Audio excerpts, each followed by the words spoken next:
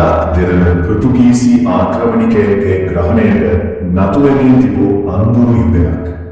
මුළු මහත් හෙළ දෙරණම තමා අනසකට යටත් කරගන්නට පෘතුගීසින් සැරසුණු ඒ මොහොතේ ඔවුන්ගේ බලයා සුළු විසුළු කළ ඒ තීරණාත්මක සටන ඔබ දන්නවාද?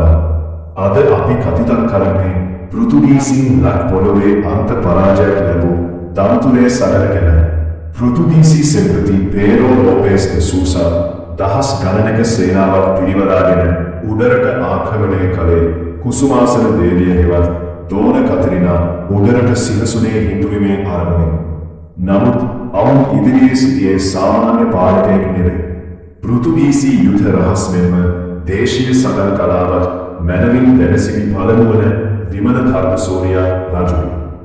සටන ඇරඹීම විමල ධර්මසෝරියා රජු පෘතුගීසින්ට එරෙහිව සෘජු ප්‍රහාර එල්ල කළේ නැහැ. ඒ වෙනුවට ඔහු මහාතා කළේ ගරිල්ලා සටන් ක්‍රමයයි. උඩරට කඳුකරයේ අති දුෂ්කර මාර්ග, ඝන වනාන්තර සහ කඳුපත්ති අතර පෘතුගීසින් කොටු වුණා.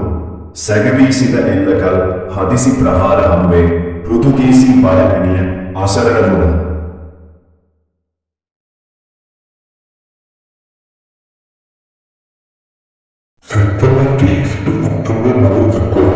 දන්තුරේ විල්යායේදී මහා සංග්‍රාමය ඇවිලි ගියා. පලා යන්නට මාවතක් නොතිබූ පෘතුගීසි හමුදාව දේශීය සිංහල සේනාවන් ඉදිරියේ දරගැස්වුවා. සෙන්පති පේරෝ ලෝපෙස් ද සූසා ඇතුළු පෘතුගීසි හමුදාව මුළුමනින්ම පාහේ මෙහිදී විනාශ වුණා. මෙය විදේශීය හමුදාව නක් පොළොවේ ලැබූ දරුණුතම පරාජය ලෙස ඉතිහාසයට එක්වුණා.